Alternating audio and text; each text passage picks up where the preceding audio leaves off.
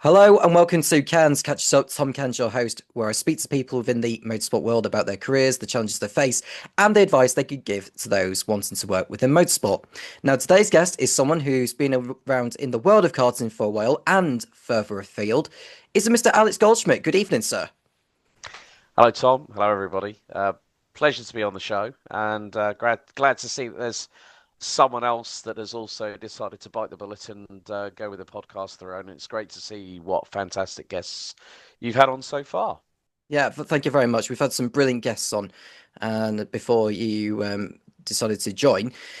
So just take us back to the beginning where it all began for you, Mr. Goldschmidt, because you've obviously been involved in karting sort of things and obviously some sports car stuff as well. But what was the inspiration for you getting involved in motorsport in the first place? Oh, I'm going to have to go back in the annals of history for that one. 1985, Brands Hatch missed pre-qualifying for Formula One. Now, this is back in the day when pre-qualifying to get through to qualifying, then to qualify for the race still happened. Back in those days, myself, my dad, my best friend, and his dad, we all thought, well, let's go and watch some racing. We missed pre-qualifying by 20 minutes. We're a bit bummed because we wanted to hear these wonderful cars roaring around the track. We were, funny enough, on the grandstand at Clearways and Clark Curve, which back then were a little bit more, let's just say, patina-esque to what the grandstands look like now at Brands Hatch. But we watched a fantastic Formula Ford competition over, I think it was, we were coming towards the end of the day. So I think we got there about 3 o'clock. We watched some of the support races as well, but it was the Formula Ford that really caught my eye. We had a 20-minute race. You could hear the noise from the crowd cheering on the drivers. You could hear the PA in the distance. That was probably one of the first times I heard the voice of Brands Hatch for many a year, no longer with us. May he rest in peace. Brian Jones, the man who always used to say the words "high, wide, and handsome" around the outside, a phrase that I do sometimes use myself, but in only specific requirements. And we watched the rest of the racing for the day, which I think we had some Port Series tin tops as well, and it was a great afternoon. We were a bit bummed we missed F1, but then things took another step in the right direction. In 1988, 3 years later, uh, Dad said, "Do you want to watch Formula One on the telly?" And I went, "Oh, I haven't watched a race yet." So we, funnily enough, watched the Monte Carlo Grand Prix in 1988, the great rivalry between Ayrton Senna and Alain Prost. And this is when Senna was just dancing with the car. You know, like how they say the old adage, it takes two to tango. And that in motorsport is driver and car. And it was just wonderful, right up to the point where Ayrton binned it in the barriers just before the tunnel, whilst trying to put a lap on Alain. But after that, I really got hooked. And that's where things really started for me. Absolutely wonderful. And you obviously lived through a good period of motor racing of Formula One when it was, of course, live on terrestrial television back in those days. We were Yes. all, to be fair, I was lucky enough, during the ITV and BBC days of watching Formula One before the subscription thing came into place with, for Sky Sports F1 and all that. But on the commentary side of things for you, what led you to do commentary to begin with? Because I think it's around about 10 years or something like that that you've been involved in commentary for, isn't it? Yeah, it's been the best part of a decade. I think I think this is effectively season 10. Um, well, I didn't start off looking at commentary as a career path, to be honest with you. I wanted to be in the Formula One paddock reporting on all the great stuff because I read Autosport, F1 magazine. I read everything that had anything to do with Formula One in it. Even the back page of the tabloid newspapers like the Daily Mail, the Sun, the Star. Like I would go and try and see if I could do that. But Autosport and F1 Racing were my two go-to magazines when it came to everything single-seater orientated. And I started in 2011 just writing for a pop culture website. Shout out to Chris Thera and Pop Fodder. They already had an F1 writer, and they said, "Well, what can you bring?" I went, "Well, what else?" I said, "Well, let's look at the two-wheeled equivalent in Formula One, MotoGP." Okay, cool. Rally cars, always interesting. It's against the stopwatch, multiple different surfaces, travel the globe in these pint-sized pocket rockets, 300 brake horsepower, all-wheel drive. And they went, yeah, send me over a test piece, send him over a test piece. And then for the last 6 months, I think I did a weekend report. I didn't do like say going through every single session as it happened because I wanted to tell a story.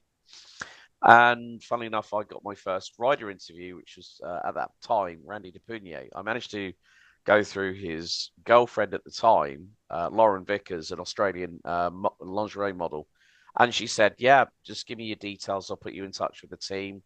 I sent over the questions, got the answers back, and it got published. Then I went into Pop Fodder, got rid of their F1 rights because they went, well, this person doesn't tell a story like we want. You do that fantastically well. So I ended up doing Formula One. But then 2012, I really wanted to get my teeth into something, really. And that was DTM, which I'd followed for quite a few years. And so through the checkered flag, which unfortunately earlier on this year has closed their doors, and I'd been a part of it for quite a few years. And I have to give a shout out to Vince Bennett for giving me the opportunity to do their DTM coverage. I joined at the same time as Scott Mitchell-Marm from the race. He did BTCC, I did DTM in 2012, went over to Brands Hatch and Zandvoort that year when Mike Rockenfeller won the title. And then I got in touch with Luke Smith, who had started his own website at that point. Now he's with The Athletic. He's worked with NBC Sports. And he gave me the opportunity to cover Formula One, which I thought, brilliant, great.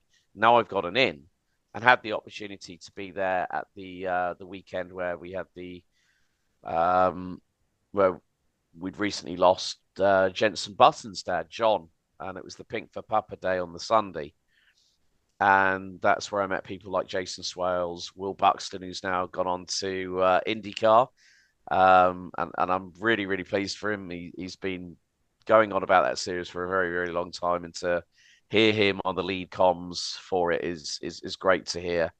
And I met quite a few other people, people who I know still work within Formula One, and I'd had my taste of F1, and I thought, actually, this isn't for me. Let's find something else. I met Jake Sanson from Downforce Radio. Obviously, we've known each other for, I think, about 5 or 6 years as I was looking for someone to become our racing history editor, which you gladly accepted. And that's how we got to know each other well as a result of that first instance.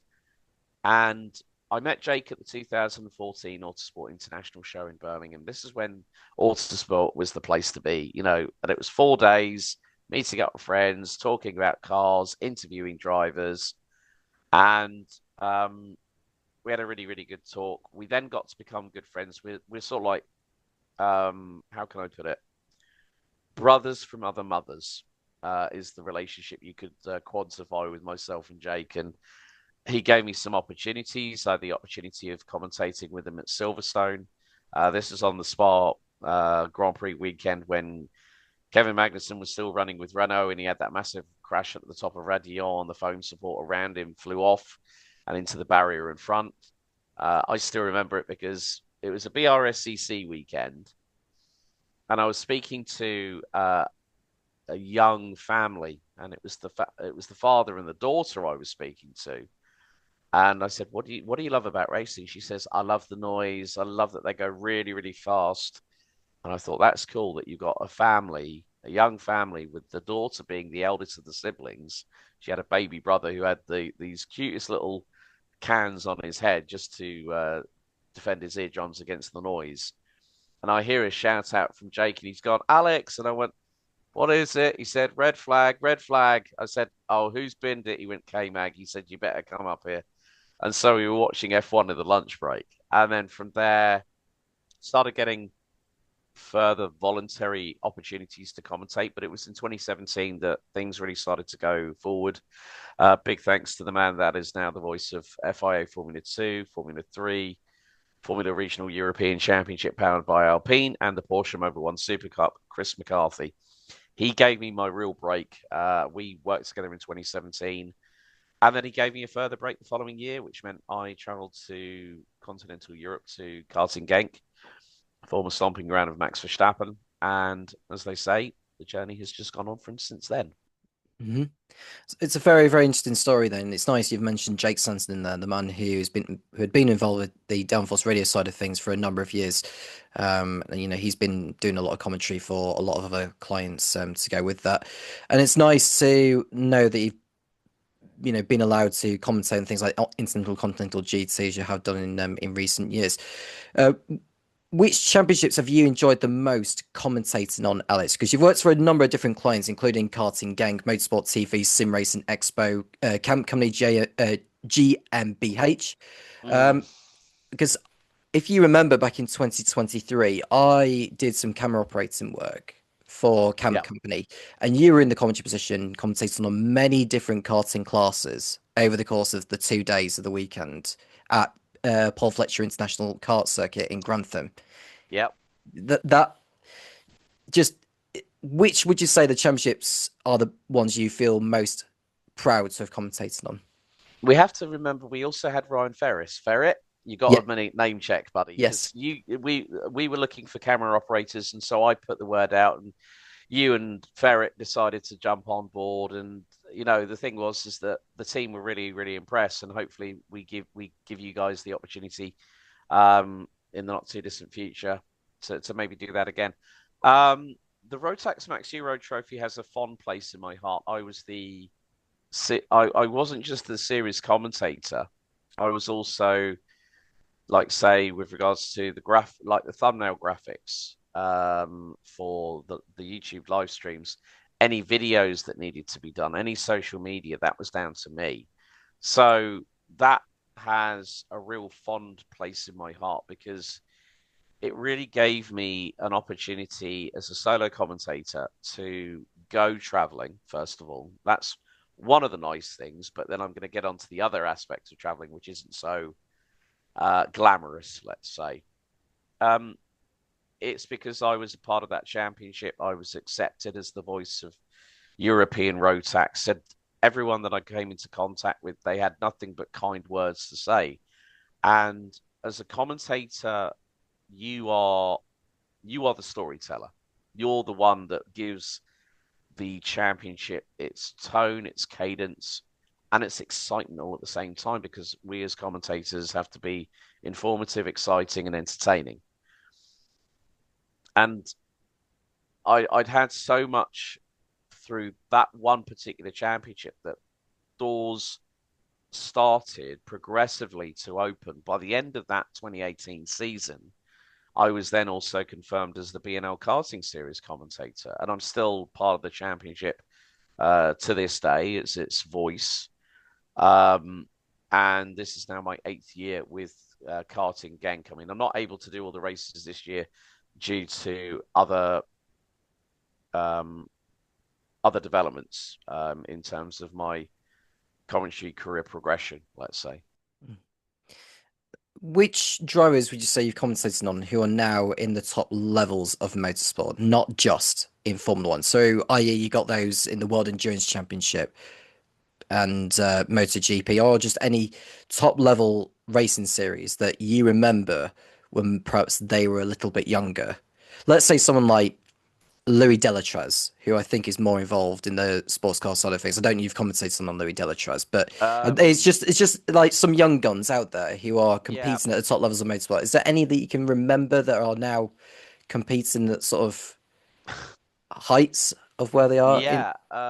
Kobe Powell's, I remember as a very, very timid, very shy 12-year-old Belgian being interviewed by yours truly on the grid for the Vakersdorf season finale for the Euro Trophy in 2018.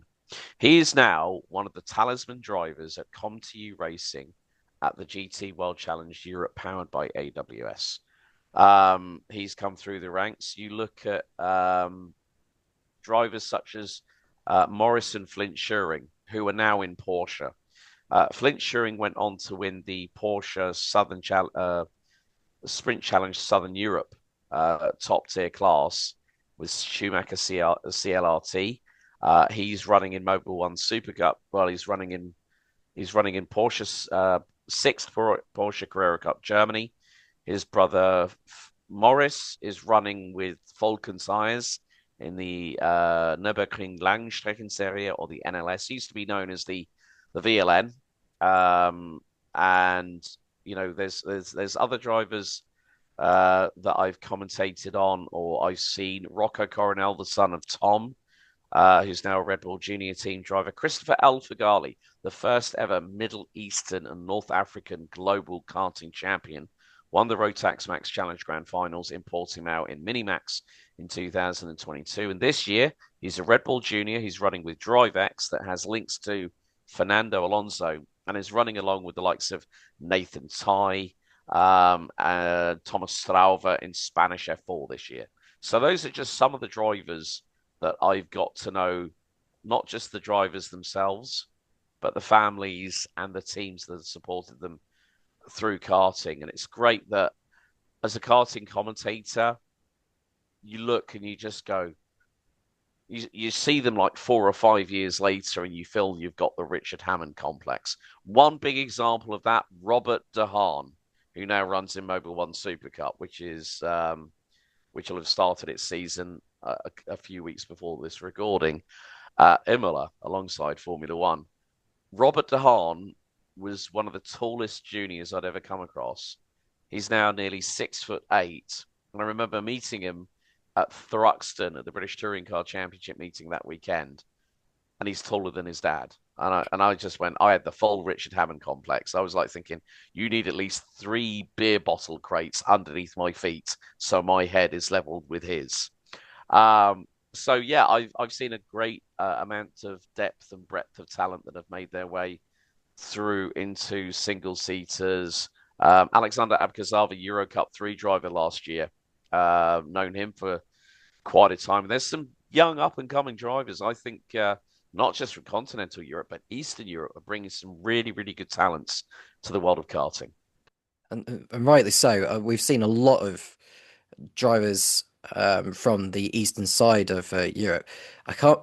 I know there's some out there. I'm just trying to remember names off the top of my head, but I think Kostic may be one of the names that's competing in Italian Formula 4 this year. I can't remember his first name.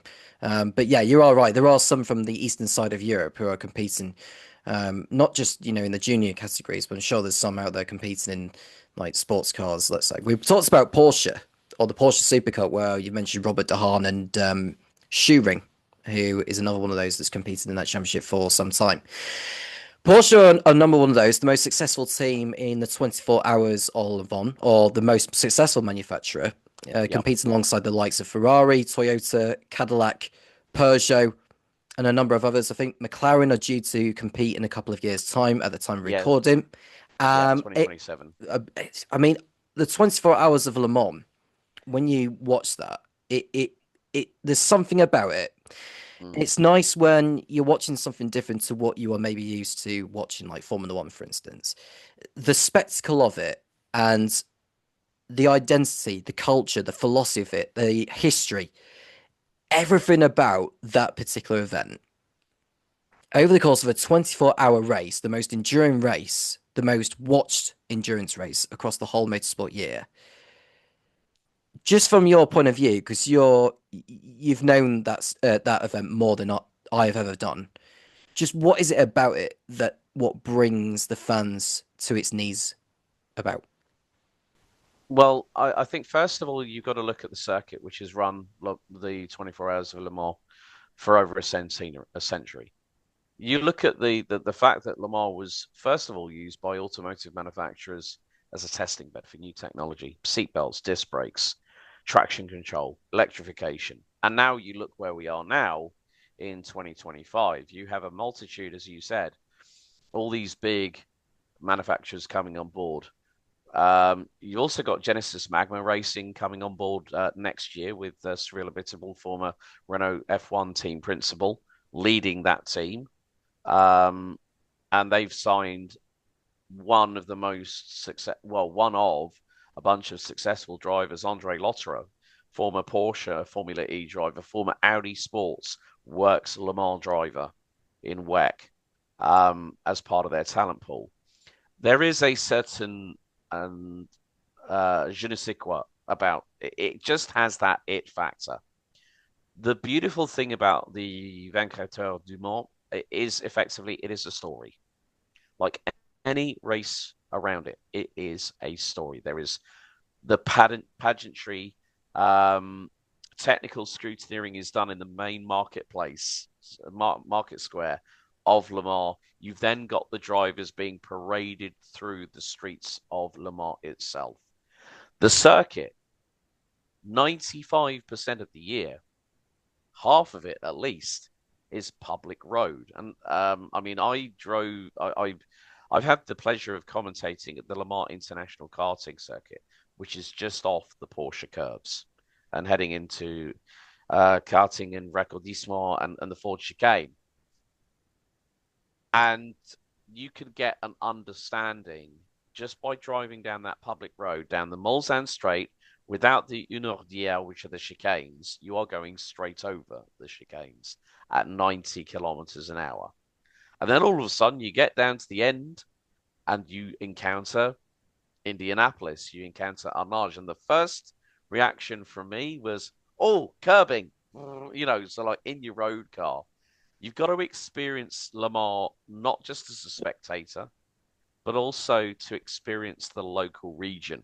Down the Mulsanne Straight, I've seen bistros, I've seen tire fitting places, tire fitters, B&Bs, restaurants at 90 kilometers an hour. And then you can understand what is the allure of an LMDH firing its way down this straightaway at over 340 kilometers an hour at 3 o'clock in the morning with the possibility of rainfall on the precipice. There is this allure. There is something magical about Le Mans, 100%. And yeah, I love Le Mans myself. I loved it more. I love it now more than I used to, and I think that's partly down to how accessible it is to fans, wherever it Mm. is they are able to watch it from, whether that be, on Eurosport or whether that would be on a particular station, which I wouldn't know off the top of my head because I don't know Radio each Le Mans. Radio Le Radio Le Mans, Mans. Radio Le Yeah. Mans. Yeah, it's just extraordinary to watch. Hypercars. You're watching LMP2s. You're watching LMGT3 pros that are there. It's insane to watch because it's like the World Endurance Championship and European Le Mans all in one big lump, isn't it? Hmm.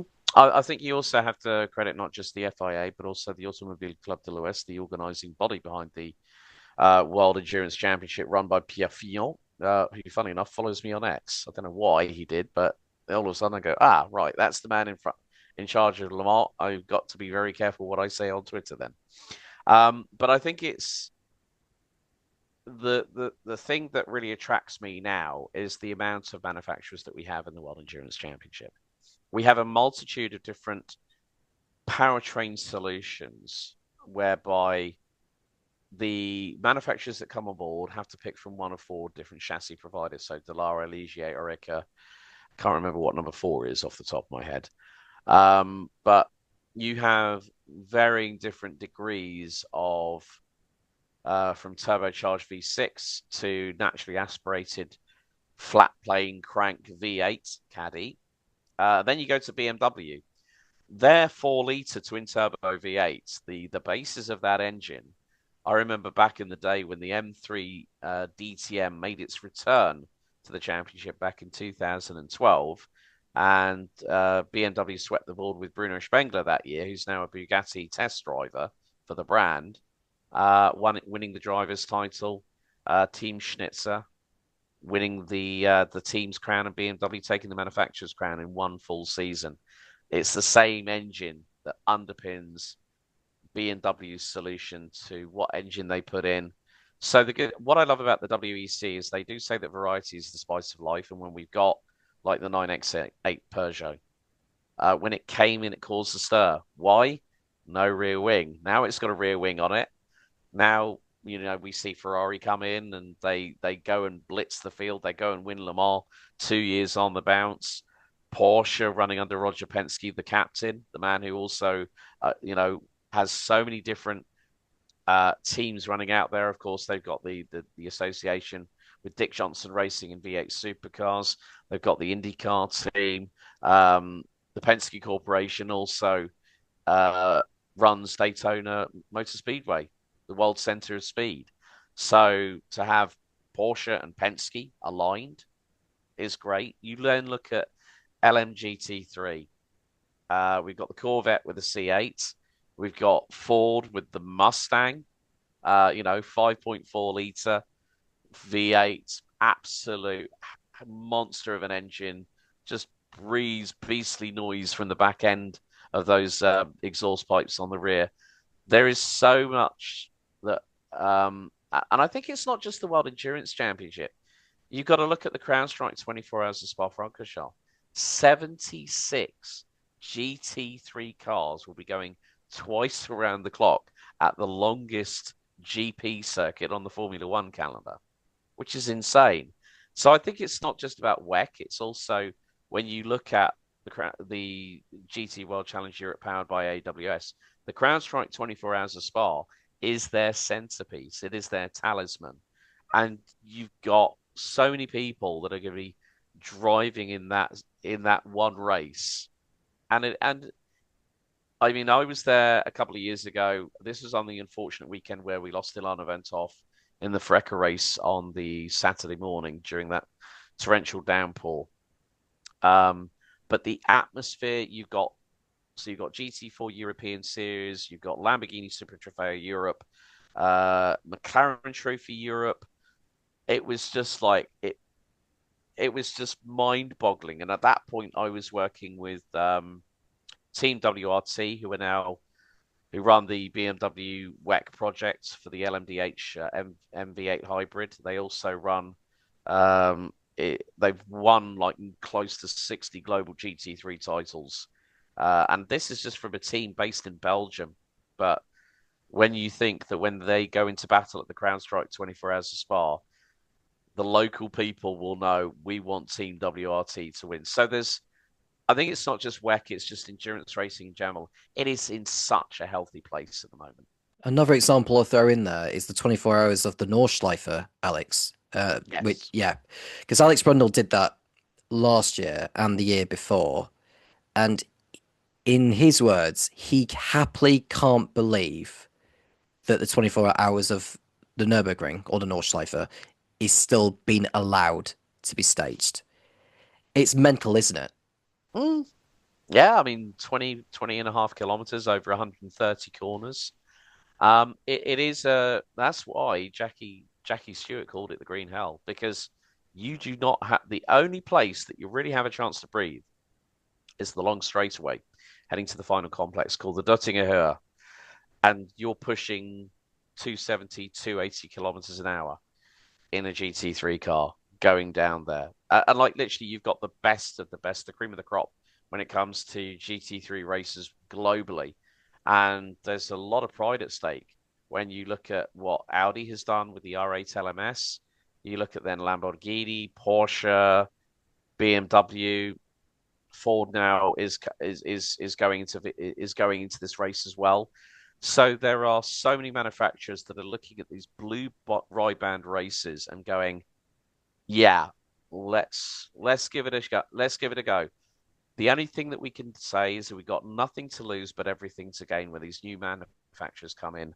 And it's so good that companies from the automotive world are putting their euros, their dollars, or wherever they're based into that program and giving it full commitment and finding who they think are the right drivers for the job.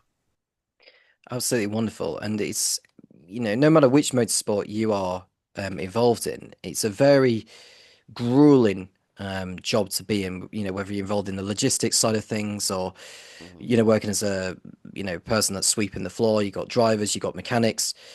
Just, how hard do you think it is on them to work such long hours compared to, let's say, if you're working, within a Formula One team? It's very demanding. Let's take Formula One as an example, for instance. 24 weekends away, but that's just the racing season. There's also the travel time, where you're having to combat different time zones. So one week you could be in Montreal, the next week you're in Imola. So straight away you've got to throw your body clock back to an hour in front of UK time, whereas you might have been 5, 6, 7, 8 hours behind at that point. There's a lot of flights. There are people that are spending, like, say, when it's the big flyaways, when you're talking, say, Australia, Japan, China, Malaysia. You've then got South America, North America. There's so much that goes into how hard people are working. I mean, you've got to think mainly a lot of people, especially the people behind the scenes, the mechanics, the support staff, press and PR, they work incredibly hard.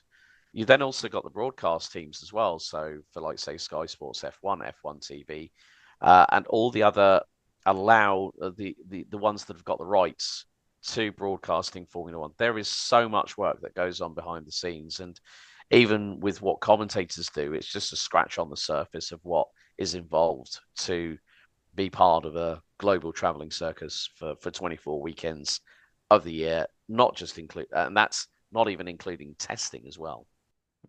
Team principals, what must they go through over the course of a year? No matter what championship it is, but you think about someone like Sir Frank Williams, who put together this burgeoning team, in the 70s to where it is now, where it's under Doralton Capital, I think it's called, that they Yeah, own it. yeah, and now has new title sponsor Atlassian. Hmm.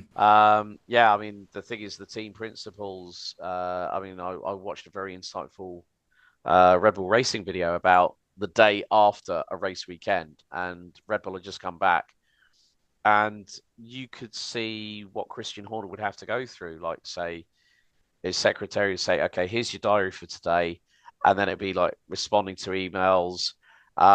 It was quite funny when Christian also mentioned about Ron Dennis, saying that if Ron Dennis came into saw my desk like this, saying, "Oh, they're mucky beggars here at Red Bull." So the team principal, they are at the behest of the companies or company that runs that entity, because their phone, I'm sure, is on 24/7, 365, because even the smallest phone call could result in a decision that needs to be made like that. Claire Williams took over as deputy team principal in 2013, I believe, Alex, from Mm-hmm. Sir Frank Williams, and which is quite inspiring because obviously she's the daughter of him, and Sir Frank Williams, God bless him, rest in peace. She had an enormous task on her hands to help keep Williams basically within Formula One, because it was a very, very difficult period for Williams. I think especially towards the end of her tenure before um, Dalton Capital came in to take over, especially during the COVID times where Yeah. people were struggling with jobs and all that. But it just underlines how tough of a job it is. It doesn't matter who does it, how old they are, gender or disability or religion or nationality, whatever it may be. It just underlines how difficult it is to run a team or just even be a part of a team for a number of race weekends over the course of the year, whether it be all the races or 75% of them or however it may be. It's absolutely exhausting when you've got families and all that who are spending less time with and just spending more time essentially just traveling around the world without them. I think also you have to look in the same vein. She's one of two women that have been team principals. Manisha Kaltenborn, at one point, was the team principal for Sauber.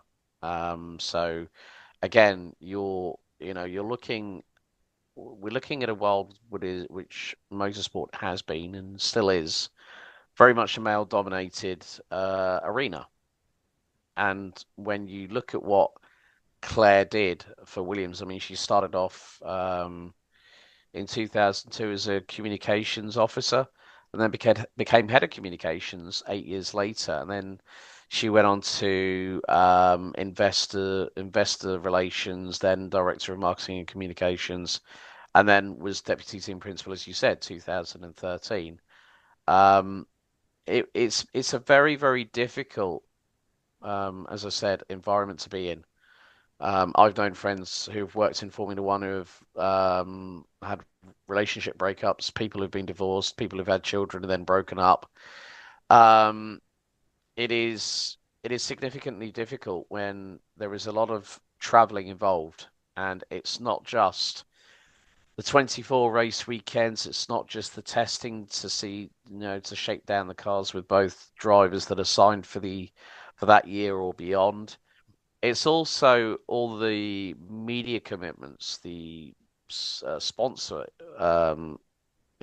sponsor duties that the teams have, and also being asked to speak at, say, certain exhibitions or panels. I mean, the one of the things that Claire did was that Williams actually launched through STEM, through science, technology, and electronics and mathematics, was to help bring people into the sport, which was a great thing for someone like Claire to do. And it's also she's helped with like the Women's in Innovation scheme. There is so much that someone like Claire, who kept Williams alive for as long as she could, because up until Dorilton Capital took over at Williams, it was the last effectively true garagista style team in Formula One since Sir Frank had opened its doors with a very young Patrick Head by his side. Um, so yeah, it's very, very difficult when you have to look at how people have to make this their life, and there is no work-life balance when you work in Formula One or in motorsport in general. Another name that we haven't spoken about over the course of this year on Cairns Catches Up is Eddie Jordan, who sadly passed away after losing his battle with cancer. It was just on the weekend of the Chinese Grand Prix when the news broke that he had passed away. What a lovely bloke he was, especially getting the burgeoning team of his of Jordan from the ground. He was a racer as well, believe it or not, Eddie Yeah. Jordan, before he put together his own team, through the junior formulas and then eventually making it to Formula One in 1991. And that's another example where to be a team in Formula One back in those days, you did need to have an abundance of funding underneath Mm. you. You did need to have good drivers, not to mention Michael Schumacher, albeit that was for one race, but that was one of the defining moments of the Jordan team in Formula One. But go Yeah. on.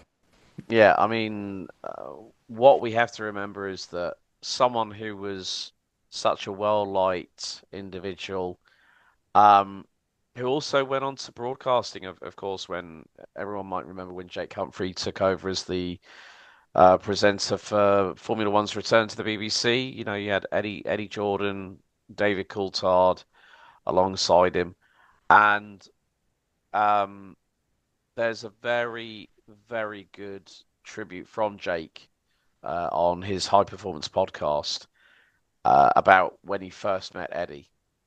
And I think what a lot of people saw was a brash, dynamic, no BS talking Irishman from Dublin, but who was actually quite a character, very much a family man was Eddie, and had his finger on the pulse in Formula One. And I remember when the big news back in 2012 that Lewis Hamilton was leaving McLaren to go to Mercedes, and there were a few podcasts around at that point, and I had a really, really interesting chat with my dad, and he said, "What do you think about Hamilton moving to Mercedes?" And I said, and I was on very much the same thinking train as Eddie Jordan.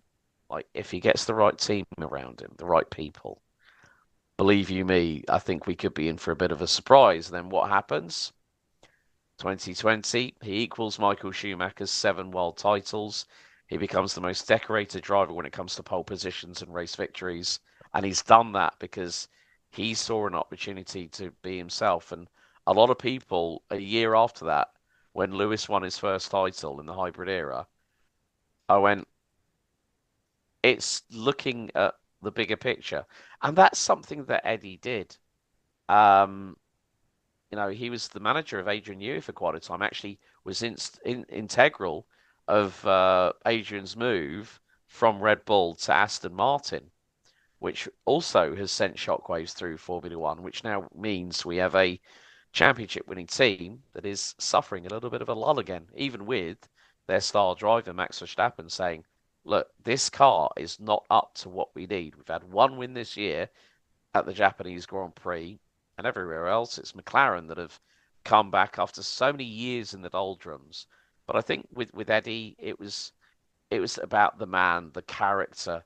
Even though he might have been in the paddock all day, he'd still go with his band to play the drums, and even at like lunches with good friends, he'd get those pair of spoons and start slapping them across the back of his hand, on his palm, in his knees. He was a character, and that is one of the big things that we miss with regards to Eddie. You have to admire his intestinal fortitude, his tenacity to get things done. And I think what I loved about the fact as Eddie Jordan as a broadcaster was that we saw someone who really didn't give two.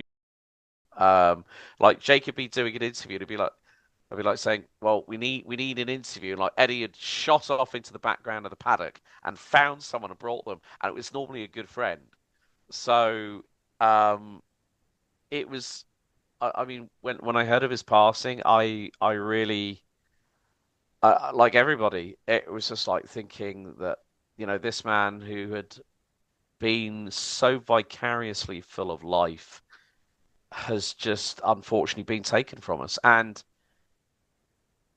I don't know what else to say really, because he was that person that I thought was, yes, he was a renegade. He was the upstart against the established peers within Formula One. But he made his own mark. He made Jordan a Grand Prix winning team, but he also made it the fact that he was there to not only enjoy what he did, follow his passion, but also be a good friend to many people in the paddock. And I think that's what a lot of people miss, is that friend that they had in EJ.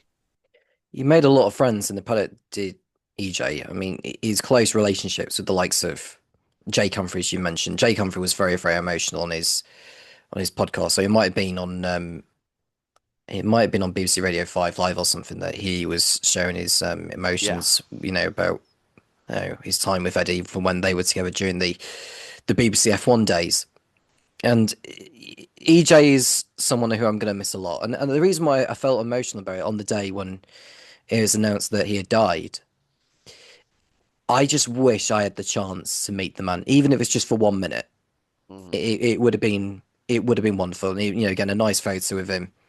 It, he was such a charismatic man, and personalities like that are what Formula One needs. And I don't think we're going to get someone quite like Eddie, because Eddie was well and truly something else. He was one of a kind. Um, and when that kind of person makes that mark, that indelible mark that you cannot get rid of, it's like a permanent marker. Formula One and Eddie Jordan are like this. And without what he did in Formula One, I don't think we would have seen an upstart team like Jordan, who were, as I said, when you look at it, the tragic passing of Roland Ratzenberger and Ayrton Senna in that weekend in May at San Marino. Who did Eve have running? A very young Brazilian by the name of Rubens Barrichello, who now is still racing at the age of 53. He's running in Stock Car Brazil and Stock Car Pro Series Brazil. And his sons Fernando and Eduardo are running in respective championships.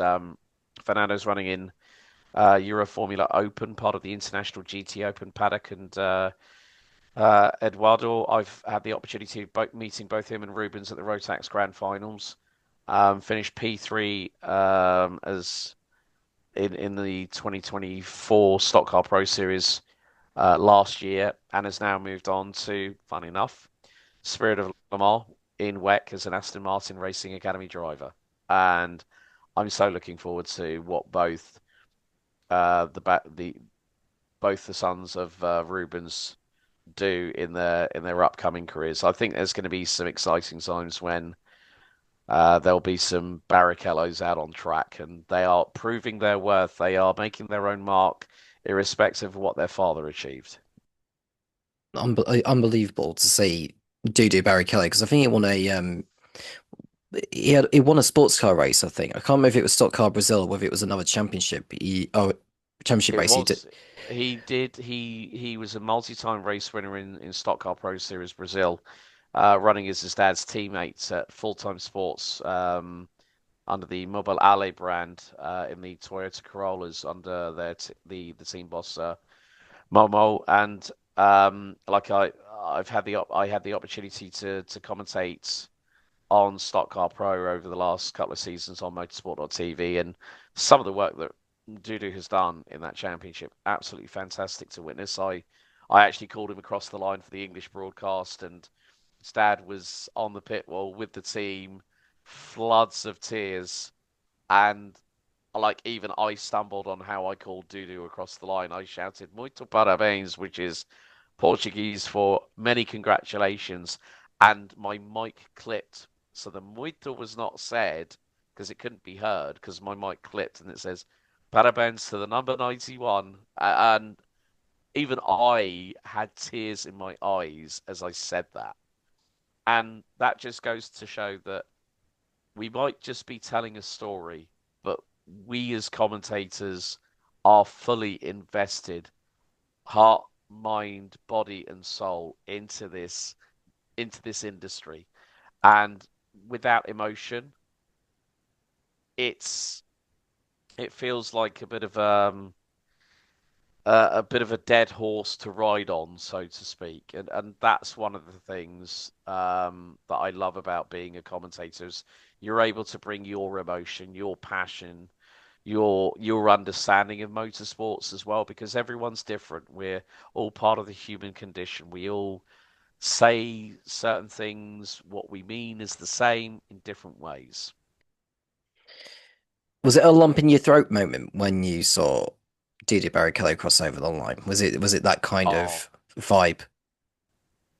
yes, it was because I was like thinking, because he'd he'd impressed me at the Rotax Grand Finals in Portimao.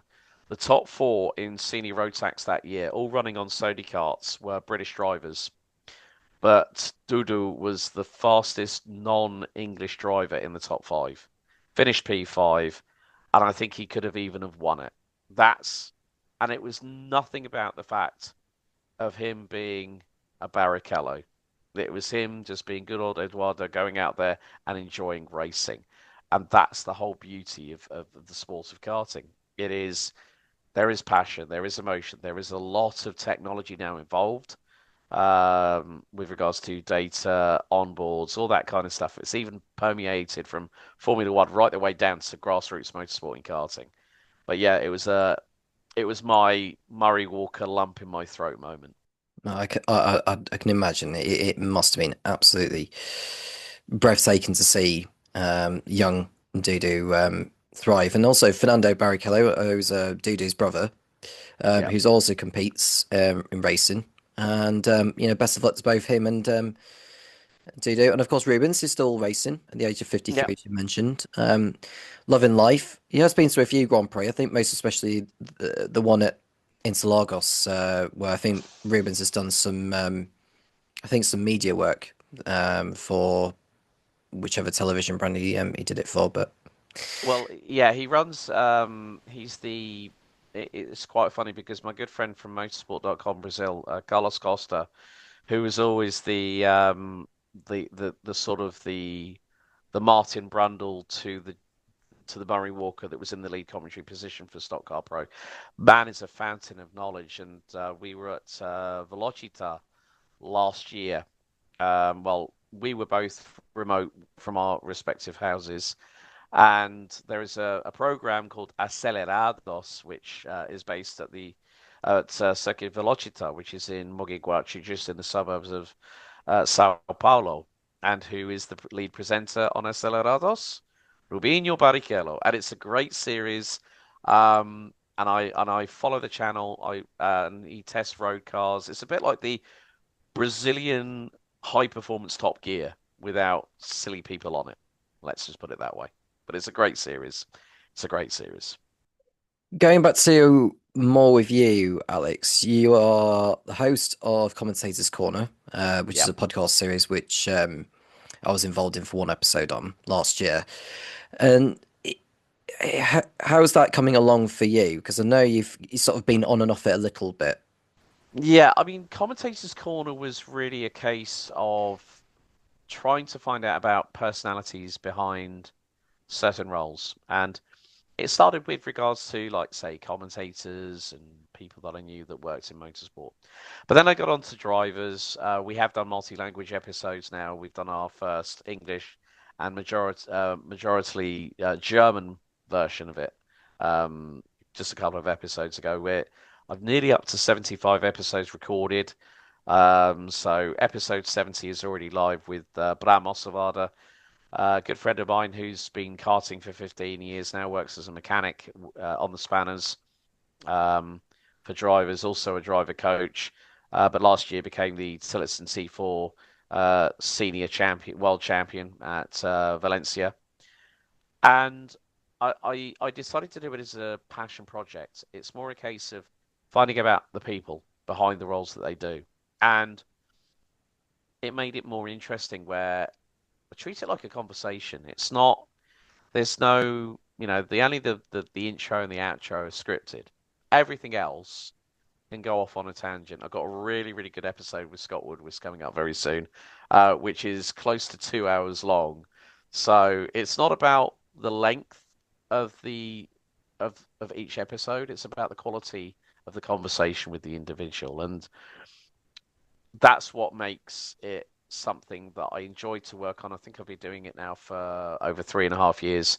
It's not about the analytics, it's more about the quality of the content that screams volumes to me. And I know there's still quite a few people that I need to try and reach out to and get in touch with to try and get them on the show, but that takes time, and with my schedule as it is, it can sometimes be very, very unpredictable on how many I can record, how many I can edit in a spell, because as a commentator, it can be, it's nice to do something different from the norm.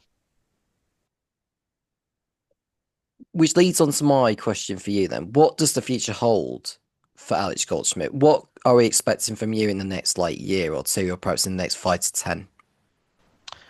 Well, I want to keep involved with karting as much as I can. But my dream is to be a known voice within sports car racing. I mean, that like last this year, I've done the Japanese Super GT Championship. I did the opening 2 rounds at Okayama and Fuji. Um, China GT Championship, Lamborghini Super Trofeo Asia. I'm also doing Porsche Sports Cup Switzerland as their presenter stroke commentator. And had the wonderful opportunity, thanks to Alpha Live, to go out to Portimao. And there's a couple more rounds I will be attending, Spielberg at the Red Bull Ring, and of course the Tempolo Sfida Autodromo Nazionale di Monza this year. I'm still involved with EAB Series Benelux, B&L Karting Series. I'm also part of the commentary team that makes up the German Karting Championship, the Deutsche Kartmeisterschaft. Um, so I'm still keeping myself involved, entrenched within karting, but I would say probably within the next 5 to 10 years, I want to be fully entrenched within sports cars, endurance racing. I mean, if I ever got a call from Biggin Hill, would I turn them down? Hell no. But I think you've got to be. I think in some respects, for me, I want to be known within sports cars, whether it be one make series, whether it be endurance racing. I want to be known for that.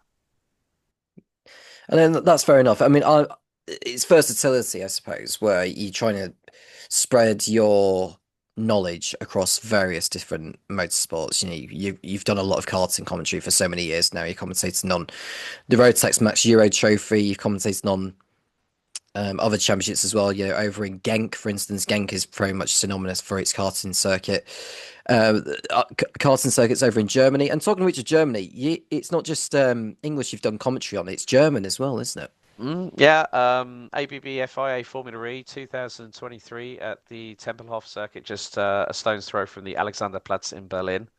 Berlin is effectively like my second birthplace, if you will. That's where my father's side of the family comes from. My grandfather, Herbert Goldschmidt, God rest his soul, he passed away in November of 1982, was born literally 25 minutes away in Charlottenburg from the Tempelhof. So, yeah, it was quite an emotional time for me. But yeah, I did every single session, free practice, qualifying, and both races in German. I was the circuit commentator for the Formula E experience. And one of the nice things about that, apart from how much of a moment it meant to me personally, was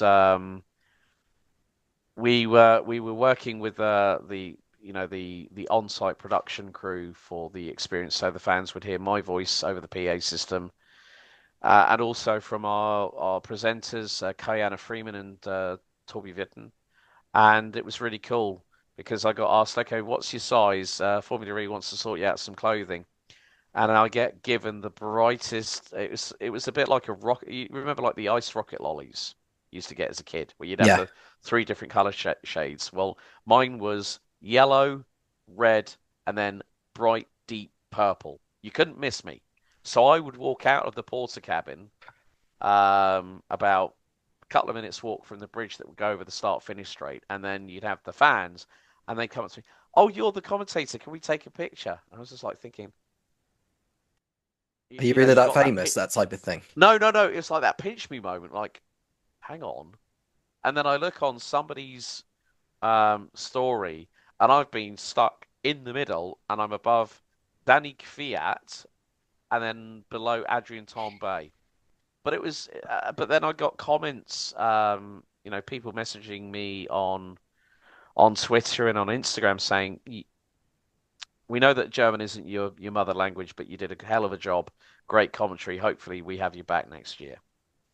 So for it was quite humbling, and the fact that I'd been part of a world championship through the FIA, but not in English, and yeah, it was quite a good weekend, and I thoroughly enjoyed it. So yeah, I think it's one of those pinch me moments where you just think, did that happen? Absolutely. I think French is another one where you know maybe not as much as German, but know a fair amount. Is that Um, is that a fair thing to say? I would probably say that in respect of the languages that I speak, it's English, German a close second, French is a bit comme ci comme ça, as the French would say, a bit 50-50. But I still do use it. Like say congratulating drivers as they cross the line if they were winning the race, or with the Yami Series Benelux quite recently, we were in Austricourt, and like there were times when I would say the start in French, go through the starting grid, which is Guy de Départ in French. And there were certain times when I felt, okay, if you feel confident using it, but if you stumble, switch straight back. With the German, I can react a lot more in that language. So, like, literally, there's no light switch that I need to flick up here. It's more a case of, okay, it's instinctive. You know what you need to say, just go and do it. And I think in some respects that has given me the opportunity to do, like, say, Porsche Sports Cup Suisse, whereby not all the drivers speak English. But the one thing that we ascertained in the drivers' briefing, that I was introduced as the presenter stroke commentator, and we basically made I would effectively say that, okay, interview English or Deutsch, so like literally you're giving the choice to the driver which puts them under less pressure. Whereas if it's like, say, Italian, Belgian, they're going to speak English, so there's more of a an opportunity to have a chat with them. So yeah, I think from that perspective, if you do speak a modern language, try and practice it as much as possible because in this game, in this business, in this industry, it pays a lot of dividends. I mean, you and Ryan found out that 95% of the team, apart from the commentator, the chief scrutineer, and the two camera guys, were from Germany. But the thing was, they all spoke English. But the thing is that I've improved my German by working with them side by side.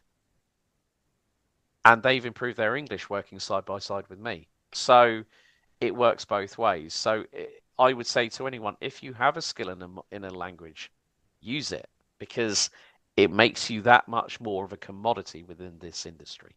Yeah. It's a long time since I've been learning languages.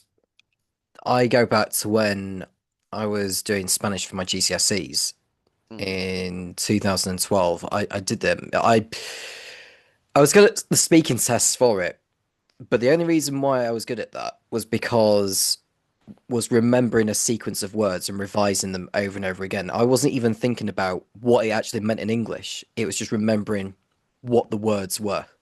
Yeah, That's what made it more successful for me. But in this game, when you are just speaking to people in person, it's quite it's more desirable than essential. I think it's safe to say, yeah, but it would be good if you could just try and learn a thing or two, or just even it's just saying hello in German. Just remind me what hello. exactly. Yeah, what just remind me what hello means in German. Uh, mine, like Mine. Yeah. it's mine is to like the abbreviated because the thing is that with 16 different Landshut in Germany, which are basically like say counties, there are different dialects. Then when you go to Switzerland, Schweizerdeutsch, I can understand some of it. I can't speak it. Schwabisch, which is in Bavaria, it's a bit like Cockney rhyming slang, if you will. Um, but they're very distinctive. But I think if you can, as an individual, make that effort to, um, like say, bom dia is Portuguese for hi. How we, it's one of those things. But make a little bit of effort, and those people, you might get it wrong, they might correct you, but they'll appreciate you've made the effort. Yeah. What advice could you give those then, Alex, those wanting to work within motorsport? Because you've done a lot of commentary for a number of years, you've done some writing, you've done some journalism related work.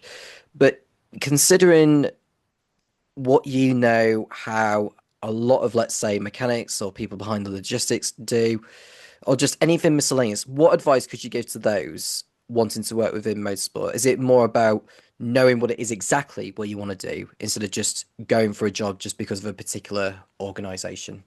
If you've got a passion and you've got the way of having the art of conveyance, which is telling a story, and you want to pursue that, look at ways in which you can start with that craft. And it doesn't necessarily have to be motorsport. You could go into sim racing because there are leagues that are looking for commentators, and you can build yourself from that. I'm going to take a couple of examples that have made the transition from sim racing to real life racing. Paul Jeffrey, the voice of TCR Europe. Chaz Draycott used to do sim racing. He's now the voice of the FIA European Truck Racing Championship. Luke Crane, aka Actual Vision, set up his own leagues, used to do the comms on it, then ended up as the voice of the DTM Trophy for a matter of years. So it's more about a case of if you have a definite want to be a commentator, reach out to people within the industry, see what advice you can get, see what tools can be afforded to you. I don't like to give everything of my secrets away because no commentator will give all their secrets. But one of the things about commentary is that if you take this on as a full-time job, I'm just going to give you a couple of stats here because I do love my stats a little bit here. Is the amount of flights that I traveled last year. I did 43 flights in 2024, totaling nearly 33,200 miles. I went to 16 different airports, ran on 7 different airlines, and it was nearly 4 days of traveling. This year so far, 19 flights already, and we're not even at the end of May. I've still got another 4 coming up, so that's going to put me over half of what I did last year. Did nearly 6,100 miles, 7 different airports, 4 different airlines. You've got to be prepared to travel. Now, that's if your work takes you to clients that want you because they think, here's someone who's clued on. Here's someone who provides a great impression, who can tell a good story. And the fourth thing that I would say along that is the 7 Ps, which is poor promotion, poor preparation promotes poor performance. Or the 5 Ps if you want to take the word out of it. But it's more the case of you have to be prepared for any eventuality. I do all my own, like literally, I have spreadsheet after spreadsheet of logistics, how I'm getting there. So, what flight, which airport, where am I parking my car? Am I taking a hire vehicle? How much fuel am I going to need for that journey? So it's basically you're having to work so hard at the moment. And I mean, at the minute, every single weekend in April and May, I have been at least somewhere. Um, the penultimate weekend of May, different side of things with China GT and Lamborghini Super Trofeo, I'm doing it from home. But like literally, I could probably say that for every single event, there'll be at least 2 flights. One event this year, I had to do 3 because I did on the second weekend of April, I flew to Faro to do Porsche Sports Cup Swiss on the Friday.